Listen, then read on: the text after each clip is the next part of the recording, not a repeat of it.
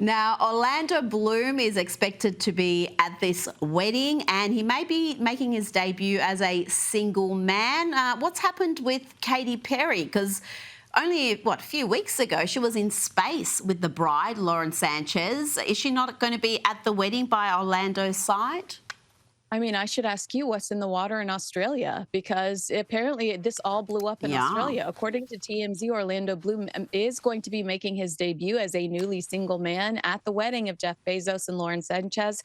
Sources say he's expected to bring the energy and hit the dance floor hard. There's even talk he and Leonardo DiCaprio could slip away for a little bar Oh, hopping. dear. One insider joked 90% of the guest list is kind of boring, but that other 10%, including Orlando, Leo, and Jeff Bezos himself, is where the real fun is. It's going to be a great party.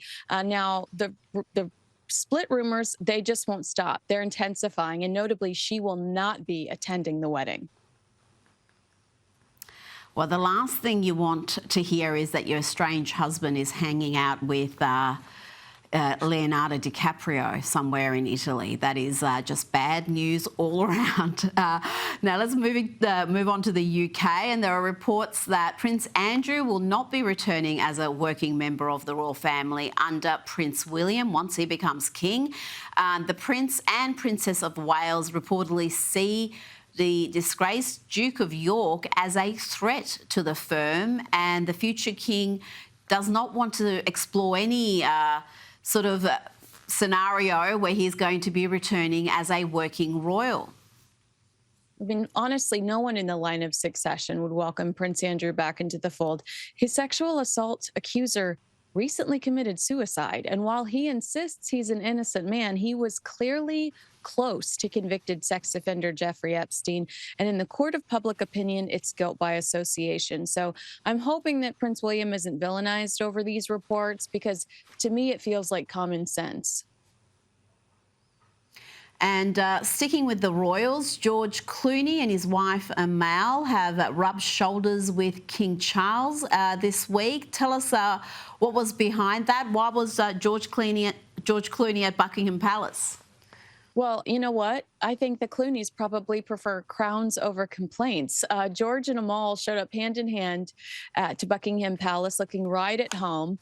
I guess after one royal wedding and a few Netflix specials, they've officially RSVP'd no to Montecito and yes to Team Working Royals. You can't blame them. The King's Trust has way better press and fewer Spotify casualties, but they were there for the King's Trust Awards and they looked relaxed. They were in good spirits as they spoke to King Charles before he greeted the other guests. And they are apparently longtime supporters of the King's Trust, formerly the Prince's Trust. And in 2019, Amal actually partnered with the organization to launch Amal Clooney's Women's Empowerment Award. So this actually surprises me so much. It's giving you a sense of how Hollywood has really turned their back on the Sussexes. Well, yeah, if you've got the choice between the Sussexes and the real royal family, you're always going to pick the royals, aren't you? We're not surprised. I want to ask you about Sean Diddy Combs. His legal team failed to call a single witness to the stand in his defence. Why is that? Closing arguments are scheduled to begin Thursday, and I'm hearing more and more conjecture that the defence is very confident that he's going to get off on the most serious charges. Look, Diddy may not be the most sympathetic figure, and no jury wants to let somebody shady off the hook, but being unlikable isn't the same as being guilty of racketeering and sex trafficking. The government has thrown a lot at him, but when you look closely, it's fair to question whether all of it will actually stick. When it comes to the racketeering charge specifically, prosecutors appear to be on shaky ground. Some might argue that they overcharged him. I mean, I guess I could say now I do feel like they overcharged him because they dropped several of the counts today because they wanted to simplify the jury's, the jury's instructions. And now they're trying. It did look like for a while that they were trying to make the facts fit the narrative versus the other way around. So I don't know. I do wonder. I'm at a loss. I don't know what's going to happen when it finally comes down to the jury taking this case and trying to determine what happens behind closed doors.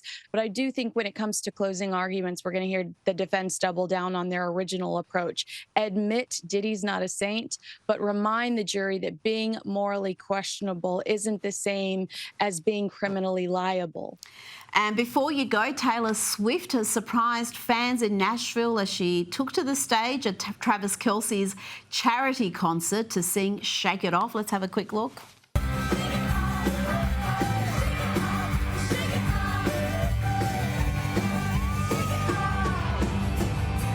I may have to reinstitute some sort of a Taylor Swift, Travis Kelce ban again on this program, Kinsey. I don't know if I can put up with too many more clips like that.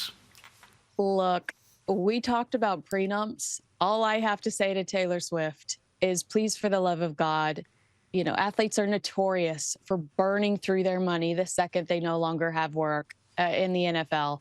Please get a prenup, Taylor. Please listen to us. Well, I'm still hoping, I shouldn't say this, but I'm hoping for a fantastic album post-breakup. I can still see a breakup happening and a #1 album, and then she'll find love with someone more suitable.